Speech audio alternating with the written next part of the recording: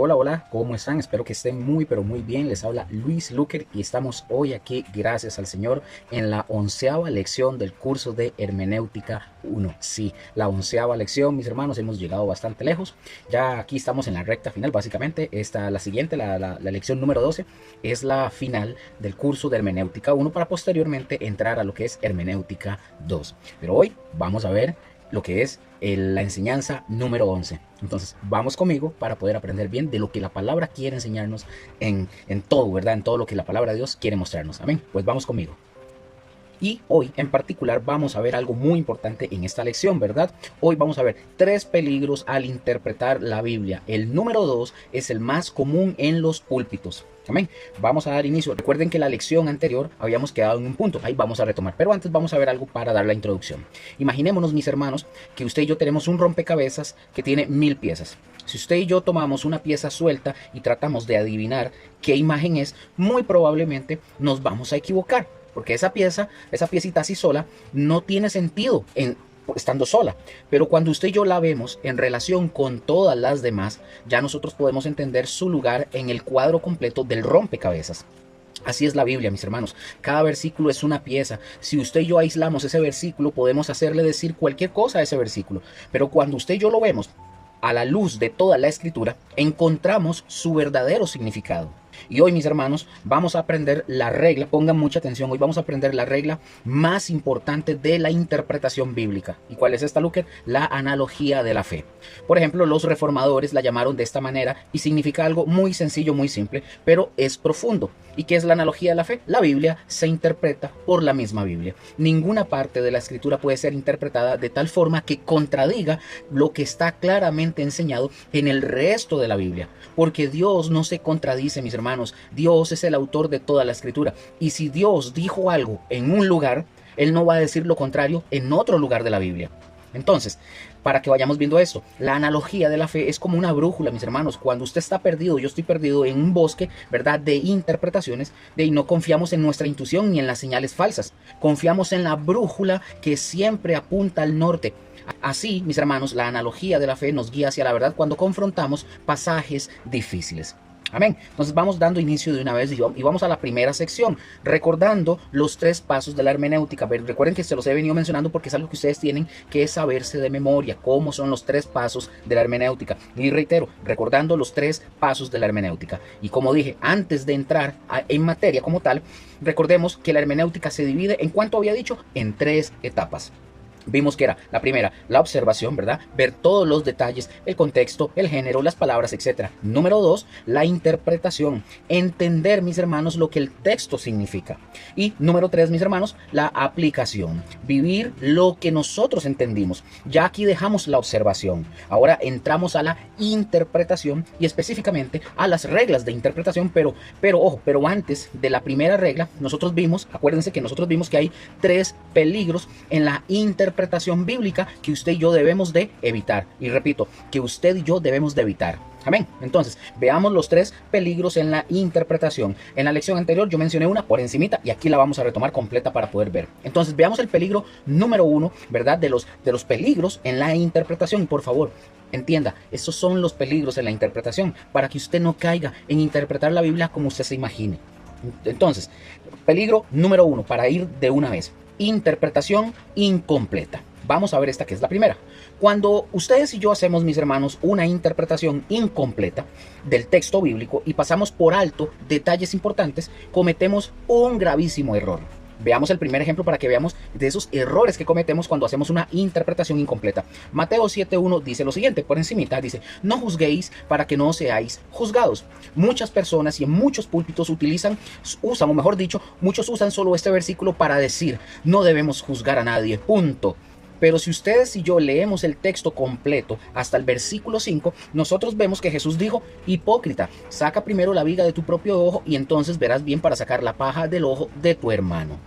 Amén. Entonces, ¿qué nos está enseñando? Ojo con esto. ¿Qué nos está enseñando el texto completo cuando usted y yo lo analizamos completo y no solo tomamos una porción? Que sí podemos juzgar después de examinarnos a nosotros mismos, pero debemos hacerlo con humildad y con justicia. Entonces, cuando usted y yo hacemos una interpretación incompleta, llegamos a decir, no debemos juzgar nada. Pero la interpretación completa, la correcta, es examinémonos primero, luego ayudemos al hermano como tal. Amén. Vamos a ver otro ejemplo, por favor, vamos conmigo a Filipenses capítulo 4, versículo 13, que dice el texto, es un texto muy conocido. Todo lo puedo en Cristo que me fortalece. Filipenses 4:13, súper conocido ese versículo. Veamos la interpretación incompleta, que es muy común. Muchas personas, tanto pastores como ovejas, utilizan este versículo solamente para decir, yo puedo lograr cualquier cosa que yo me proponga, un negocio exitoso, salud perfecta, riquezas y fama, yo solo necesito la fe. Y las personas, los miembros de las iglesias, usan este texto como un lema de superación personal, como que si Cristo fuera un genio de la lámpara mágica que concede deseos. No es así, mis hermanos. Entonces, la interpretación completa, veamos con el contexto para poder entender qué es lo que está diciendo ese famoso versículo, todo lo puedo en Cristo que me fortalece.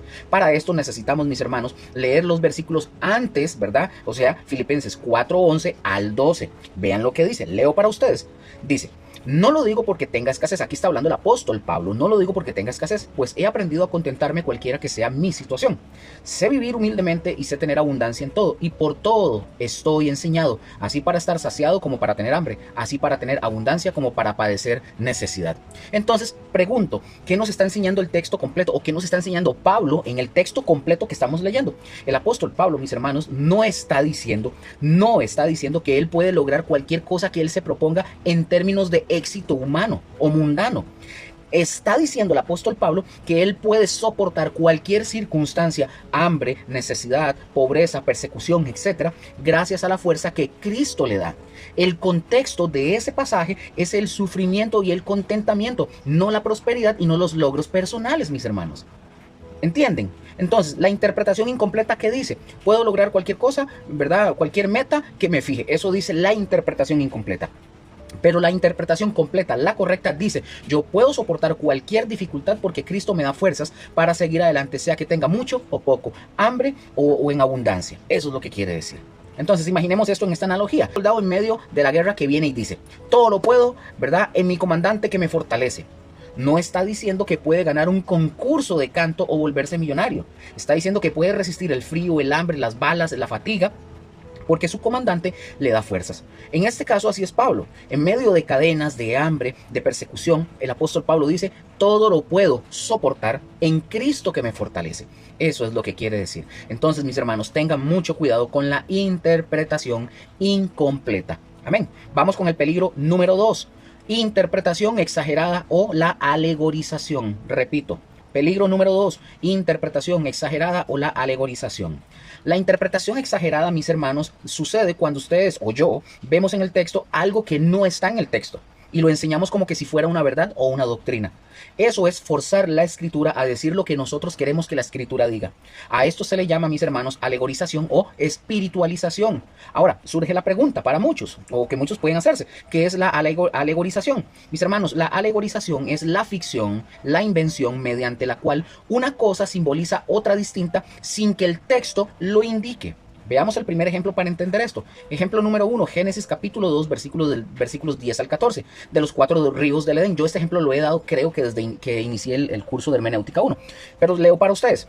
Y salía de Edén un río para regar el huerto, y de allí se repartía en 4 brazos. El nombre de uno era Pisón. Este es el que rodea toda la tierra de Ávila, donde hay oro. Y el oro de aquella tierra es bueno. Hay allí también bedelio y ónice. El nombre del segundo río es Gihón, o Gihón. Este es el que rodea toda la tierra de Cus. Y el nombre del tercer río es Hidekel. Este es el que va al oriente de Asiria. Y el cuarto río es el Éufrates. Ahí termina. Génesis 2, del 10 al 14. ¿Cuándo vemos nosotros que es una interpretación exagerada o la alegorización? Yo ya he dicho este ejemplo muchas veces. Supongamos que alguien en un púlpito podría venir y tomar esos versículos y decir, el río principal, mis hermanos, representa la bondad, y los 4 brazos representan la sabiduría, la templanza, el valor y la justicia. Justamente eso, mis hermanos, o pregunto, mejor lo hago sin son de pregunta. ¿Es eso correcto? No, mis hermanos, no es correcto. No es correcto. ¿Por qué, Luker? ¿Por qué no es correcto? ¿Porque usted lo está diciendo? No, no es porque yo lo diga. Porque el texto que leímos de Génesis capítulo 2 es un texto narrativo histórico, no es figurado. Estos versículos están describiendo una zona geográfica real. el lugar donde estaba el Edén. Los ríos tenían nombres reales y ubicaciones reales. Entonces surge otra pregunta. Entonces, Luker, ok, si no se puede hacer eso, pero ¿se puede sacar una aplicación? Sí, sí se puede sacar una aplicación, pero no una interpretación, mis hermanos. Porque, por ejemplo, así como el río dividía para bendecir la tierra, la bendición de Dios en nuestra vida debe fluir para bendecir a otros. Es una aplicación. Eso, como dije, es aplicación, no interpretación. Pero decir que el río Pisón significa sabiduría es inventar algo, ¿verdad?, que no está en el texto bíblico. Eso es inventar, meterle ideas o hacer decir al texto algo que no dice. Amén. Veamos otro ejemplo. Ejemplo número 2, en Éxodo capítulo 15, versículo 1, el cántico de Moisés. Veamos. Dice el texto: entonces cantó Moisés y los hijos de Israel este cántico a Jehová, y dijeron: cantaré yo a Jehová porque se ha magnificado grandemente. Ha echado en el mar al caballo y al jinete. Éxodo 15, 1. Esto, mis hermanos, vamos a ver lo que es la interpretación exagerada o la alegorización. Alguna persona, un hermano, un líder, un pastor podría venir y decir, tomando ese texto: hermanos, el caballo representa la lascivia y el jinete representa la soberbia. Ser echados al mar, mis hermanos, significa ser arrojados a los desórdenes del mundo. Pregunto, si alguien hace ese tipo de interpretación exagerada, ¿estaría en lo correcto, sí o no? ¿Estaría esta persona en lo correcto? ¿Sí o no? No, mis hermanos, de plano, no está en lo correcto. Porque el texto, nuevamente, mis hermanos, es el texto, tiene una literatura narrativa histórica. Está describiendo un evento real, cómo Dios destruyó al ejército de Faraón en el Mar Rojo. Amén. Entonces, nuevamente, Luker, ¿podríamos sacar una aplicación de ese texto? Sí, mis hermanos. Por ejemplo, así como Dios arrojó al mar a los enemigos de Israel, Él ha arrojado nuestros pecados al fondo del mar, como lo dice Miqueas 7:19. Eso es aplicación, no es interpretación como tal. Vean otro ejemplo que les tengo aquí, Génesis 32, 24 al 30. Veanla, aquí me voy a extender un poquito porque aquí quiero que entiendan algo, porque esto lo escuché una vez de una persona. Ya lo analicé, lo estudié y vean lo que dice. Génesis 32, 24 al 30. La lucha de Jacob en Peniel. Vean el texto lo que dice. Así que, o mejor dicho, así se quedó Jacob solo y luchó con él un varón hasta que rayaba el alba. Y cuando el varón vio que no podía con él, tocó en el sitio del encaje de su muslo y descoyuntó el muslo de Jacob mientras con él luchaba. Y llamó Jacob el nombre de aquel lugar Peniel, porque dijo, vi a Dios cara a cara y fue librada mi alma. Génesis 32, 24 al 30.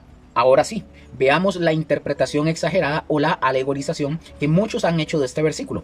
Por ejemplo, como yo lo dije, yo he escuchado a algunas personas decir que este varón no era el Señor ni un ángel, sino un demonio, un espíritu maligno, o incluso que Jacob estaba luchando, dicen algunos, luchando contra sus propios demonios internos. Nuevamente pregunto, mis hermanos, ¿es esto correcto? ¿Sería correcta esta interpretación? No, nuevamente, no es correcta, mis hermanos. Pero Luker, ¿por qué no es correcta? Mis hermanos, nuevamente, porque el texto mismo identifica a quién es este ser con el que está peleando Jacob. Jacob dice explícitamente, vi a Dios cara a cara, en el versículo 30. Además de todo esto, mis hermanos, el lugar se llama Peniel, que significa el rostro de Dios. El profeta Oseas, dicho sea de paso, al recordar este evento siglos después, él lo confirma y dice: en su edad varonil luchó con el ángel y venció al ángel, y él lloró y le rogó. Oseas 12, del 4 al 5. El ángel del Señor, mis hermanos, ¿verdad?, que en el hebreo es Malak, la YHWH, ¿verdad? Ahí se los dejo en pantalla. Es considerado, mis hermanos, por la teología conservadora como una teofanía del Hijo de Dios antes de su encarnación. Entonces, mis hermanos, para entender esto, veamos el error teológico. Decir que Jacob luchó con un demonio y que como resultado recibió una bendición y un nuevo nombre de parte de Dios es sumamente grave esta afirmación. La Biblia es sumamente clara. Los demonios no bendicen, no cambian nombres, no otorgan promesas de pacto, no adoran a Dios. Satanás mismo, mis hermanos, es un mentiroso y engañador. Si Jacob, mis hermanos, hubiera enfrentado a un demonio y le hubiera exigido una bendición, habría estado cometiendo idolatría o brujería. Pero por el contrario, la Escritura enaltece este encuentro como un momento crucial en la historia de la redención. Decir, mis hermanos, que era un demonio es una interpretación exagerada o alegorización que niega la clara enseñanza del texto bíblico y deshonra el acto de gracia de Dios hacia Jacob. Entonces, mis hermanos, no podemos espiritualizar o alegorizar un texto que es claramente histórico, narrativo y que él mismo se interpreta. No podemos buscar significados oscuros u ocultos que contradicen lo que el texto dice explícitamente. Esa, mis hermanos, es la base de la alegorización. Se saca de contexto el género literario y se fuerza a enseñar lo que el autor nunca quiso decir. Amén. Ahora, analicemos los dos argumentos que muchas personas utilizan para sostener esta falsa interpretación. El primer argumento, vamos a verlo, el primer argumento del hebreo, el ish. Muchos dicen, ¿verdad? Toman esta palabra ish, que dicen que es la palabra hebrea para decir varón, que es varón en Génesis 32:25, que es un ish, que significa un hombre común y corriente, y no la palabra para ángel, que es malach, ¿verdad? O para Dios, Elohim. Ahora, por lo tanto, mis hermanos, ellos llegan a concluir que no podía ser un ángel ni Dios, dicen ellos, porque ahí la palabra en hebreo es ish, cuando dice peleó con un varón, ish, y tampoco podía ser un ángel porque ángel es en el hebreo malach, así. Entonces, voy a responder a este argumento, ¿verdad? Que es simple, es un argumento simple. Vean, el texto hebreo no necesita usar malach porque el que lucha con Jacob no es un ángel en el sentido de una criatura celestial. La escritura misma nos da la interpretación correcta. El profeta Oseas, dicho sea de paso, escribiendo, como dije anteriormente, siglos después, bajo inspiración divina, el mismo Oseas nos dice explícitamente quién era ese varón. Dice el texto, en el seno materno tomó por el calcañar a su hermano y con su poder venció al ángel. Ahí utiliza la palabra malach, en Oseas 12, del 3 al 4. Además, mis hermanos, el mismo Jacob declara al final del encuentro, dice, y él pone, vi a Dios, y ahí aparece la palabra Elohim, cara a cara, que está en Génesis 32:30. Así que, mis hermanos, el mismo texto hebreo no se contradice. La palabra ish en el hebreo se usa simplemente para describir la apariencia humana de este ser divino. Dios se manifiesta en forma humana y esa es la palabra que usa el texto para describir esa apariencia. Usar la palabra malach o Elohim desde el principio habría revelado la identidad del luchador antes del tiempo, arruinando el suspenso narrativo del texto. Amén. Espero que hayamos entendido el primer argumento. Ahora, segundo argumento de la salida del sol. Algunos dicen, mis hermanos, que el hecho de que este ser pidiera ser soltado, porque dice el texto, porque raya el alba, Génesis 32:27, y que el sol saliera inmediatamente después, dicen algunos, demuestra que era un demonio nocturno que huía de la luz. Mis hermanos, nuevamente les voy a dar la respuesta a este argumento que también es sumamente simple. No es que el ser huía de la luz, mis hermanos. La Biblia nunca enseña que los seres divinos huyan del sol. Más bien, el punto del texto es que el encuentro duró toda la noche y al amanecer. Así es simple. El ser, y que para el amanecer el ser debía de partir. Ahora me surge la pregunta, ¿y por qué debía de irse este ser? Porque Jacob, mis hermanos, necesitaba seguir adelante para poder enfrentar a Esaú. Además, el contexto literario es sumamente clave. Ojo con esto. La lucha termina al amanecer porque marca el final de la noche de prueba de Jacob y el comienzo de un nuevo día, simbolizando su nueva vida como Israel. No es que el sol ahuyente a Dios, mis hermanos, es que Dios mismo es la luz. Como dice el Salmo 27:1, Primera de Juan 1:5 también. Dios no huye de lo que Él creó, mis hermanos. Entonces, vean, para poder entender este error. Es como que si alguien dijera que un médico huye de su paciente porque termina su consulta y ya se va. No es que el médico le tenga miedo al paciente, es que su turno de trabajo ya terminó. Así es este ser divino, mis hermanos. Se va al amanecer porque su misión, o sea, quebrantar a Jacob y cambiarlo, se había ya cumplido. La hora no era el problema, el propósito es el punto como tal. Entonces surge otra pregunta. ¿Qué dice la Biblia sobre los demonios y la luz? La Biblia, mis hermanos, sí asocia a los demonios con la oscuridad, pero no dice que ellos huyan físicamente de la luz del sol. Su reino es de tinieblas. Vean Colosenses 1:13. Pero ellos pueden operar de día. Marcos 1:23, un endemoniado en la sinagoga a plena luz del día. Decir que un demonio, mis hermanos, huye al amanecer es leer una superstición popular en el texto, no la intención del autor. Entonces, el mismo Jacob, mis hermanos, el mismo Jacob, ¿verdad? Después del encuentro, él mismo declara y dice, vi a Dios cara a cara, Génesis 32:30. El nombre que Jacob le da al lugar es Peniel, que significa literalmente el rostro de Dios. Pregunto, ¿acaso Jacob era idólatra? ¿O le pondría un nombre a un lugar que conmemora un encuentro con un demonio? ¿O recibiría de un demonio una bendición y un nombre nuevo, que Israel, que significa el que lucha con Dios, y lo aceptaría como venido de Dios? Mis hermanos, la idea es completamente absurda. La única conclusión coherente, ojo, ¿verdad, mis hermanos?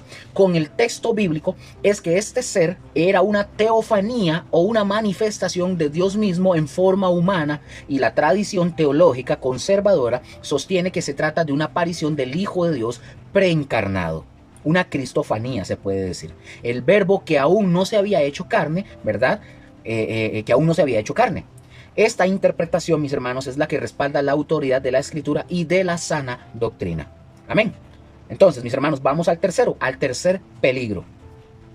Una interpretación inexacta. Aquí está el tercer peligro, ¿verdad? Que se puede hacer o que lleguemos a hacer una interpretación inexacta.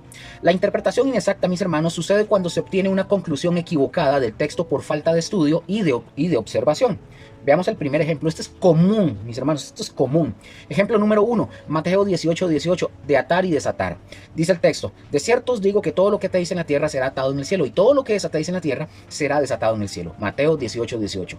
Veamos cuál es la interpretación inexacta, que es muy común. Muchos cristianos, incluso pastores, dicen que esto significa que ustedes y yo podemos atar demonios y desatar bendiciones. Muchos lo utilizan para hacer guerra espiritual, ¿verdad? Entonces surge la pregunta, Luker, ¿por qué es una interpretación inexacta? Porque estas personas no han observado el contexto. Los versículos anteriores, el 15 y el 17, hablan de disciplina en la iglesia. Vean lo que dice el versículo 15. Por tanto, si tu hermano peca contra ti, ve y repréndele. Versículo 16. Si no te oyere, toma aún contigo a 1 o 2 testigos. 17. Si no los oyere a ellos, dilo a la iglesia. Entonces, Luker, ¿qué significa atar y desatar aquí en eso que usted está diciendo? Bueno, mis hermanos, en el contexto judío, ojo con esto, en el contexto judío, atar significaba prohibir o declarar algo como no permitido. Y desatar significaba permitir o declarar algo como lícito. En el contexto, mis hermanos, de la disciplina, o sea, atar, es el pecado de la persona que no se arrepiente queda atado, es decir, no perdonado. Desatar, el pecado de la persona que se arrepiente es desatado, es perdonado. No tiene nada que ver, mis hermanos, con demonios o con bendiciones. No tiene nada que ver. Imaginemos esto en esta analogía. Pensemos en un juez que declara a un criminal culpable, atado, o inocente, desatado. No está echando fuera demonios, está aplicando justicia. Asimismo es la iglesia. Cuando alguien peca y no se arrepiente, la iglesia declara que el pecado de esa persona está atado. La persona está atada, no perdonada todavía. Cuando esta persona se arrepiente, se le declara que está desatado, perdonado. Otro ejemplo, mis hermanos, espero que hayan comprendido eso. Otro ejemplo. Romanos 10:9. Vamos a ver esto, la confesión de fe. Dice el texto, que si confesares con tu boca que Jesús es el Señor y creyeres en tu corazón que Dios le levantó de los muertos, serás salvo. Romanos 10:9. Veamos la interpretación inexacta de este texto, que también es muy común. Muchas personas, muchas congregaciones y en muchos lados usan este versículo para hacer repetir una oración de fe a la persona, y después declaran a la persona salva como que si la repetición de las palabras tuviera algún poder mágico. Entonces surge la pregunta, ¿por qué es inexacta, Luker? Porque las personas no consideran, como número uno, el contexto histórico, y eso hay que considerarlo. En el siglo I, mis hermanos, confesar a Jesús como Señor podía significar la muerte para una persona. No era una oración, entiendan esto, no era una oración casual, era una declaración de vida o de muerte. Y como número 2, el contexto del pasaje. El versículo 14 dice claramente, ¿cómo pues invocarán a aquel en el cual no han creído y cómo creerán en aquel de quien no han oído? Veamos el orden bíblico de la salvación según Romanos capítulo 10. Y esto es así, por eso leí el contexto. Alguien predica, versículo 14. La persona oye el evangelio, la persona cree en su corazón, la persona confiesa con su boca, la persona invoca al Señor. La confesión, mis hermanos, no es una fórmula mágica. Es la expresión externa de una fe interna genuina.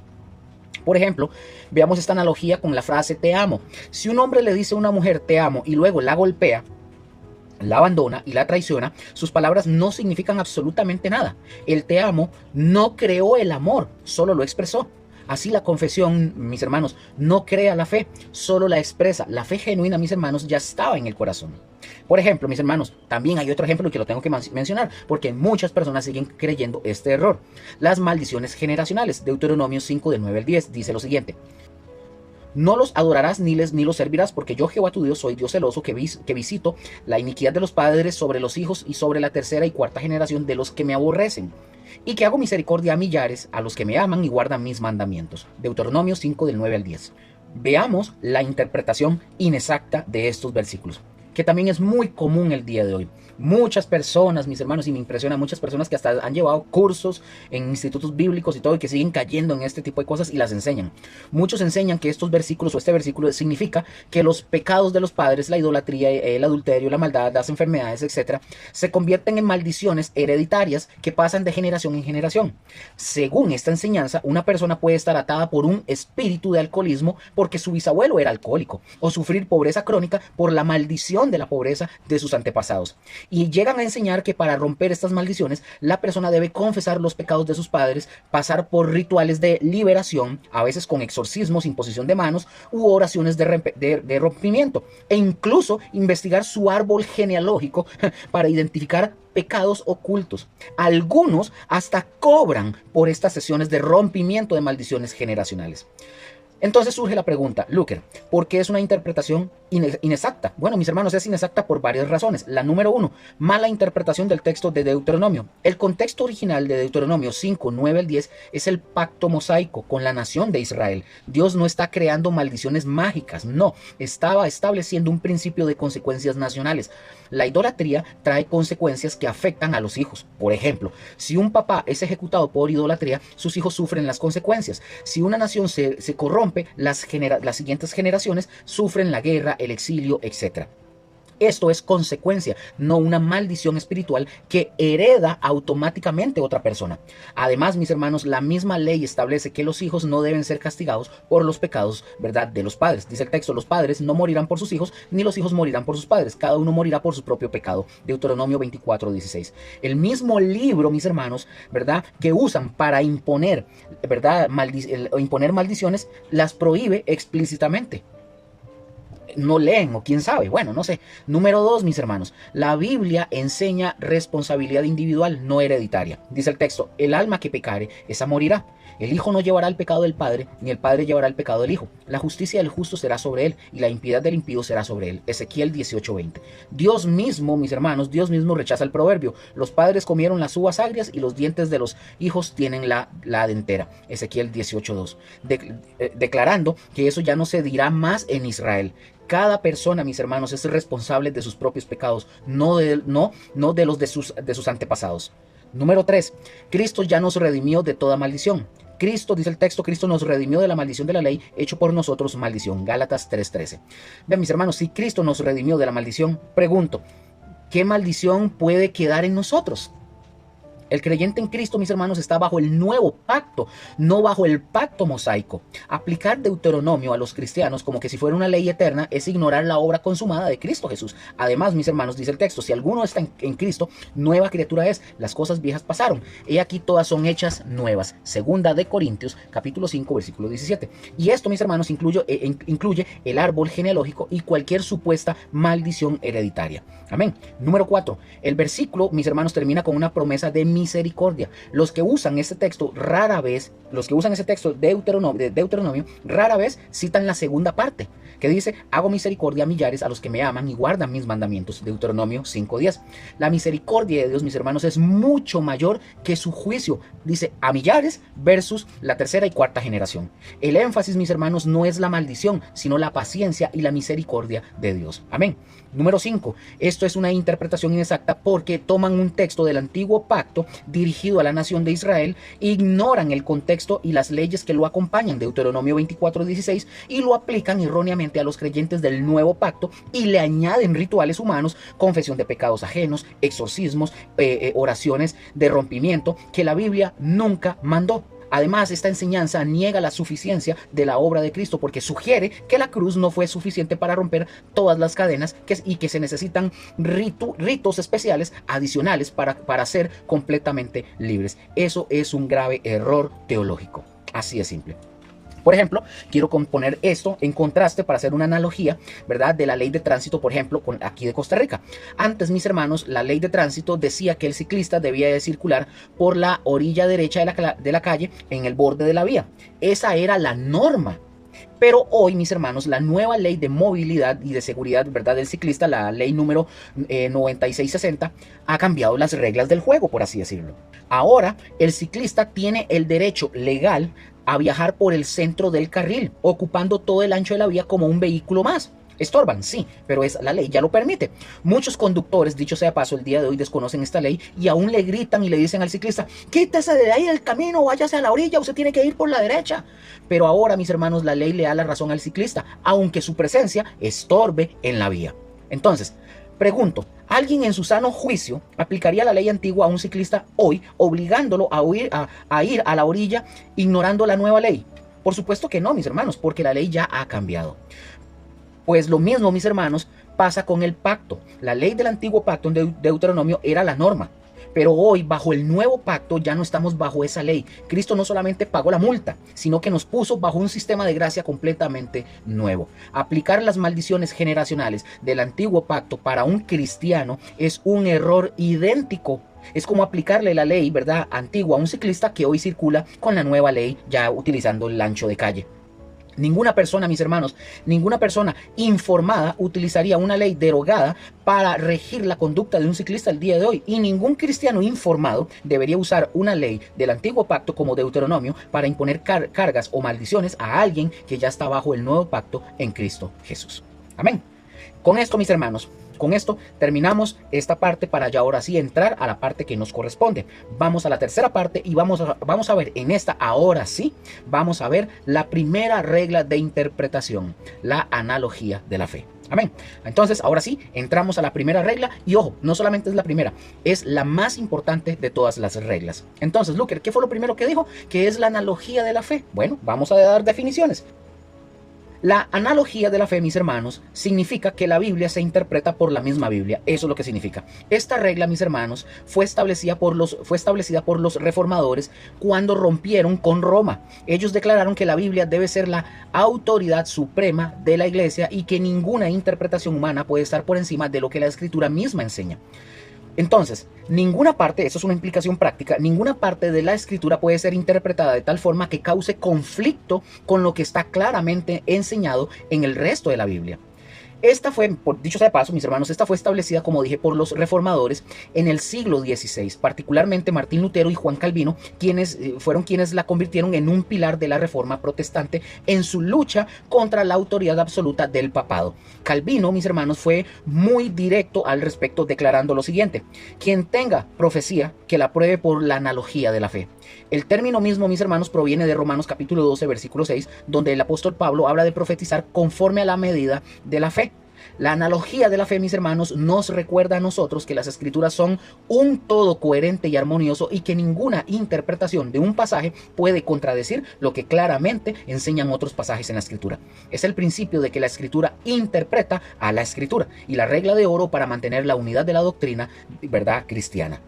Entonces, pregunto, ¿por qué es válida esta regla? ¿Por qué es válida esta regla? Porque la Biblia, mis hermanos, es inspirada por Dios, como dice 2 Timoteo 3:16. Es consistente, Dios no se contradice y es coherente. Todas las partes forman un todo. Y pongan mucha atención a esto, porque esto hay que entenderlo claramente. Esto es crucial, especialmente en contraste con el judaísmo rabínico. Pongan atención. Los judíos, mis hermanos, ellos reciben el mismo Antiguo Testamento. Ellos no le dicen, ¿verdad?, el Antiguo Testamento. Ellos le llaman el Tanaj. Así, ellos reciben exactamente el mismo. Pero el método de interpretación de ellos es completamente diferente. Para los judíos, la escritura no es la autoridad final, así como ustedes lo están oyendo. En la práctica, los judíos le dan mayor peso a la tradición oral, que está recopilada en lo que le llaman el Talmud y el Midrash, y a las enseñanzas de los rabinos, a quienes ellos consideran los intérpretes autorizados de la ley. Cuando un texto bíblico, mis hermanos, entra en conflicto con la tradición rabínica, es la tradición la que prevalece. Por eso mismo, el mismo Jesús confrontó a los fariseos y les dijo: ¿por qué también vosotros quebrantáis el mandamiento de Dios por vuestra tradición? Mateo 15:3. La analogía, mis hermanos, de la fe, en cambio, afirma que la escritura es su propio intérprete y que ninguna tradición humana, rabino o concilio puede estar por encima de lo que Dios ya dijo en su palabra. Gloria a Dios por eso. Entonces, veamos un ejemplo negativo. Vamos a ver el tema de los libros apócrifos para entender algo aquí. Por ejemplo, mis hermanos, los libros apócrifos, por ejemplo, como Tobías, Judith, Sabiduría, entre otros más que ahí hay, no son aceptados en el canon protestante por varias razones. Pero una de ellas, mis hermanos, es que contienen doctrinas que contradicen el resto de la escritura. Por ejemplo, estos son ejemplos que voy a poner. En Tobías 12:9, que es un libro apócrifo, dice lo siguiente: porque la limosna libra de la muerte y purifica todo pecado. Mis hermanos, ¿escucharon eso? Lo repito lo que dice Tobías 12:9, por eso es apócrifo, por eso no está con los 66 libros de la Escritura. Dice nuevamente Tobías 12:9, porque la limosna libra de la muerte y purifica de todo pecado. Esto contradice Efesios 2 del 8 al 9 que dice, porque por gracia sois salvos por medio de la fe, no por obras para que nadie se gloríe. Entonces, si aplicamos la analogía de la fe, como la Biblia completa 66 libros enseña claramente que la salvación es solamente por gracia mediante la fe. Un libro que enseñe lo contrario no puede ser escritura inspirada, simple y sencillo. Por ejemplo, hagamos el análisis de la palabra fe, que viene del griego pistis. En Efesios 2:8 es un sustantivo femenino singular. Pistis, mis hermanos, que se traduce por fe, puede significar varias cosas. Entre estas puede significar confianza personal, creer en alguien. Número 2, el contenido de la fe, la doctrina cristiana, o fidelidad, mantener la fe. Pero en Efesios 2:8, mis hermanos, significa confianza personal en Cristo Jesús. No es una doctrina que se repite, es una relación que se vive. Ahora, hagamos el análisis de la frase sois salvos, que viene del griego soso. Ojo, esta palabra sois salvos viene del griego soso, en Efesios 2:8. Esta está en verbo en tiempo perfecto, en voz pasiva, modo participio, ¿verdad? Para que vean esto. El tiempo perfecto, ¿verdad? Cuando hablamos de sois salvos, del griego soso, el tiempo perfecto indica una acción pasada con resultados que continúan en el presente.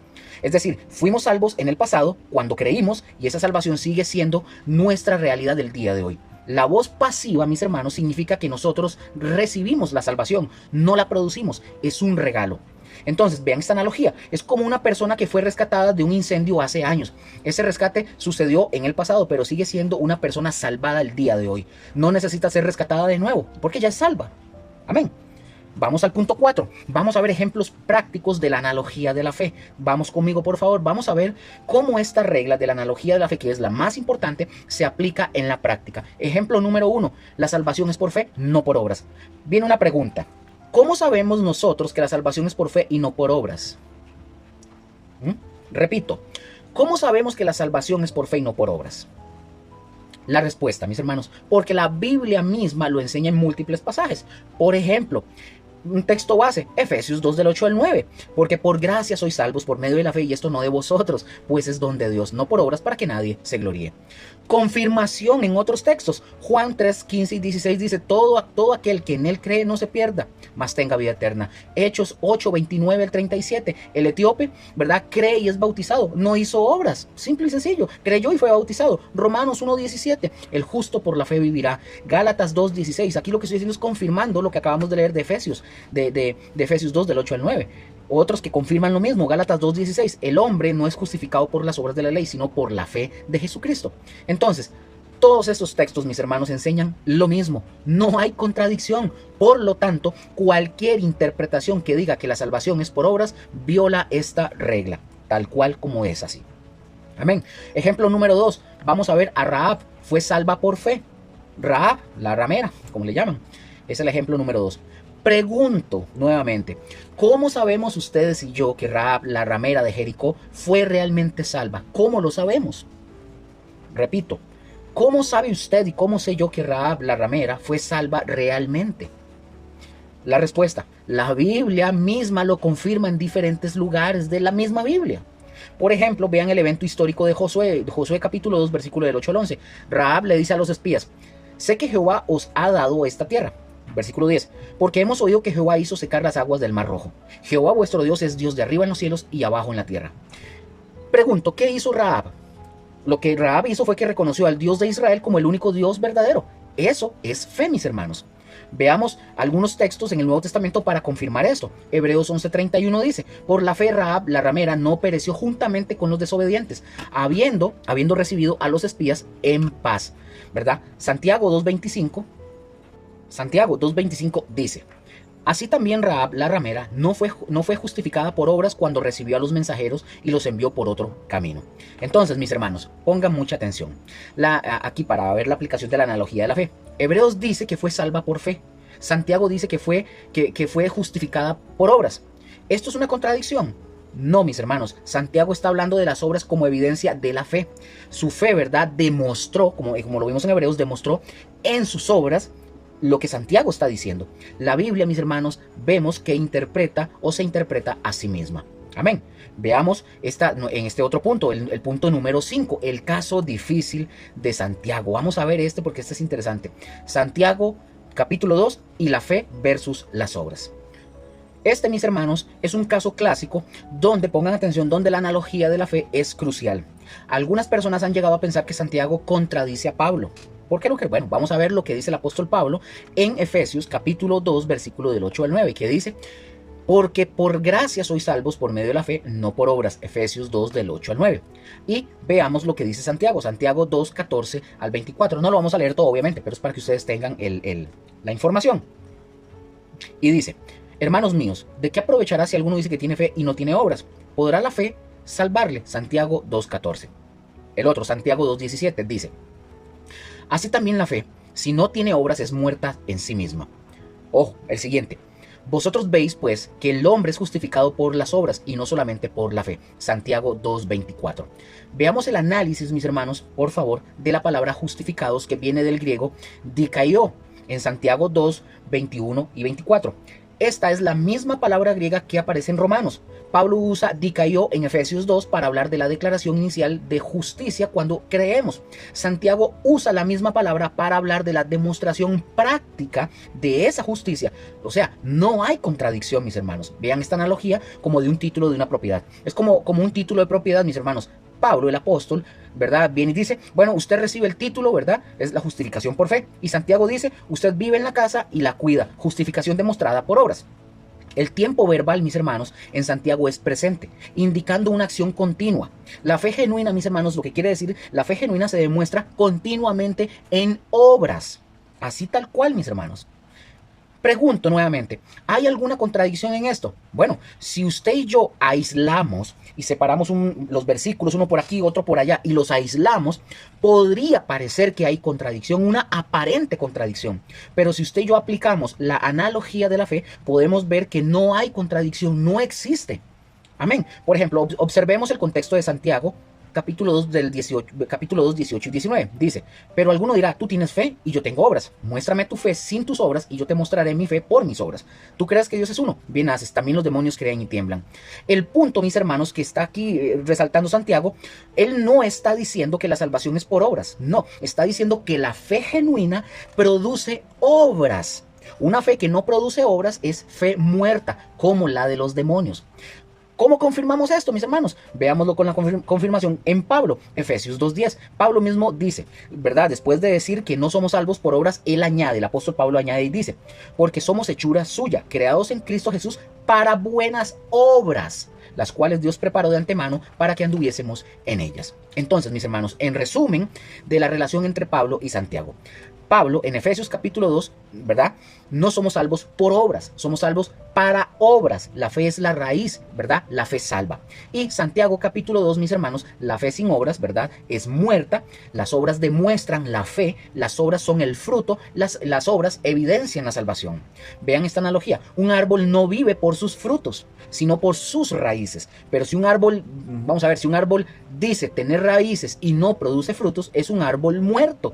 Asimismo es la fe, mis hermanos. No vivimos por las obras, vivimos por la fe. Pero si ustedes y yo decimos tener fe y no producimos obras, nuestra fe está muerta. Pablo, el apóstol, habla de la raíz, Santiago habla del fruto del árbol. Ambos son necesarios, pero la raíz es primero como tal. Por ejemplo, veamos el ejemplo de Abraham. Santiago 2:21 dice: no fue justificado por las obras Abraham, nuestro padre, cuando ofreció a su hijo Isaac sobre el altar. Génesis 22:1. Y dice también: aconteció después de estas cosas que probó Dios a Abraham. Pregunto, ¿qué fue lo que probó Dios en Abraham? La fe de Abraham. Abraham ya había sido declarado justo por fe en Génesis 15:6. Décadas después, mis hermanos, su fe fue probada y demostrada por sus obras. Entonces, mis hermanos, en este punto y en conclusión de este punto, el apóstol Pablo, mis hermanos, habla de la justificación inicial, o sea, declarada por fe. Santiago habla de la justificación demostrada, evidencia por obras. No hay ningún tipo de contradicción en esto. Amén, para que lo tengamos ahí claro y lo comprendamos. Veamos por favor ahora en esta sección 6, por favor, vamos a ver más ejemplos de la analogía de la fe. Vamos conmigo, continuemos. Veamos el primer ejemplo, ¿verdad? O el ejemplo 3, mejor dicho, la fe de Noé. Hebreos 11:7 dice, por la fe Noé, cuando fue advertido por Dios acerca de cosas que aún no se veían, con temor preparó el arca en que su casa se salvase. Noé fue salvo por fe, mis hermanos, pero su fe lo llevó a obedecer y construir el arca. Las obras, es decir, construir, fueron la evidencia de su fe. Amén. Otro ejemplo, Mateo 5:16, las buenas obras como testimonio. Veamos esto, Mateo 5:16 dice, así alumbre vuestra luz delante de los hombres para que vean vuestras buenas obras y glorifiquen a vuestro Padre que está en los cielos. Pregunto, ¿para qué son las buenas obras? Según lo que leímos, ¿para qué son las buenas obras? Mis hermanos, no para salvarnos, sino para que otros glorifiquen a Dios. Son el testimonio visible de una fe invisible. Amén. Vamos al séptimo punto. Vamos a ver el resumen de la primera regla, ¿verdad? Entonces vimos el nombre, ¿cuál era? La analogía de la fe. ¿Cuál es su significado? La Biblia se interpreta por la misma Biblia. ¿Cuál es el principio de esta? Ninguna parte puede contradecir al resto. ¿Cuál es la base? La Biblia es inspirada y es coherente. ¿Y cuál es la aplicación? Buscar, mis hermanos, otros pasajes que hablen del mismo tema. Por ejemplo, la salvación por fe, Efesios 2 más Juan 3 más Romanos 1 más Gálatas 2. Amén. Entonces, para cerrar el tema de hoy, mis hermanos, para posteriormente continuarlo en el 12º tema, ¿verdad? Que nos falta. Hoy, mis hermanos, hoy en este estudio hemos dado un paso fundamental en nuestro viaje hermenéutico. Hemos aprendido, mis hermanos, a reconocer los peligros que acechan al intérprete. Vimos el primero, una interpretación incompleta, quedarse con una parte del texto. La número 2, vimos interpretación exagerada, alegorizar lo que es histórico. También el tercero, ¿verdad? Vimos es la interpretación inexacta, sacar conclusiones sin observar el contexto. Pero más importante, mis hermanos, hemos recibido nuestra brújula más confiable, la analogía de la fe, mis hermanos. Y esta regla de oro a usted y a mí nos recuerda que las escrituras, mis hermanos, ojo, esto nos recuerda que las escrituras son un todo coherente y armonioso. Nunca debemos aislar un versículo, sino más bien dejarnos guiar por la luz de toda la palabra de Dios. Cuando un pasaje parezca difícil, debemos buscar la respuesta en las páginas, ¿verdad?, del resto de la Biblia, confiando siempre en que Dios no se contradice, por favor. Con este principio, mis hermanos, usted y yo estamos listos para interpretar con mayor confianza y con mayor fidelidad. Amén. Entonces, hoy, mis hermanos, hoy en este estudio hermoso, hoy hemos hablado de la analogía de la fe, de cómo la Biblia se interpreta a sí misma. Hemos visto que la salvación es por gracia mediante la fe, no por obras. Pero permítanme, por favor, hacerles a ustedes una pregunta muy personal. Pregunto, ¿es la fe suya una fe genuina? ¿Es su fe una fe genuina? Porque, mis hermanos, y lo digo porque se puede decir, así a viva voz podemos decir, yo creo en Dios y tener la misma fe que los demonios. Los demonios creen que Dios existe, sí, y tiemblan, pero no son salvos. La fe genuina, mis hermanos, no es solo asentir, ¿verdad?, así a unas cuantas verdades. No, es confiar en una persona, es rendir la vida a Jesucristo. Y esa fe, mis hermanos, esa fe genuina siempre produce frutos, no para salvarse, sino porque ya se está salvo, o sino porque más bien ya está salva. Entonces, pregunto, ¿cómo sabe usted si su fe es genuina? ¿Cómo sabe usted que si su fe es genuina? ¿Usted ama lo que Dios ama? ¿Odia lo que Dios odia? ¿Hay cambios reales en su vida? ¿O usted sigue igual que antes de creer en el Señor Jesús? Mis hermanos, esto no se trata de ser perfectos. Se trata de tener una dirección, un norte. Un árbol, mis hermanos, no da frutos todos los días, pero cuando llega la temporada, los da y los frutos se ven. Si usted, mis hermanos, usted nunca ha dado fruto, si no hay evidencia de su fe en su vida, tal vez su fe, mis hermanos, es como la de los demonios. Solo es intelectual, no salvadora. Pero la buena noticia, y aquí tengo que decirlo, la buena noticia es que hoy usted puede tener una fe genuina. Usted puede arrepentirse de sus pecados, confiar en Cristo Jesús y comenzar a vivir una vida que demuestre esa fe. Dice el texto, el que tiene al Hijo tiene la vida. El que no tiene al Hijo de Dios no tiene la vida. Primera de Juan 5:12. Y cierro con esto. ¿Tiene usted al Hijo de Dios?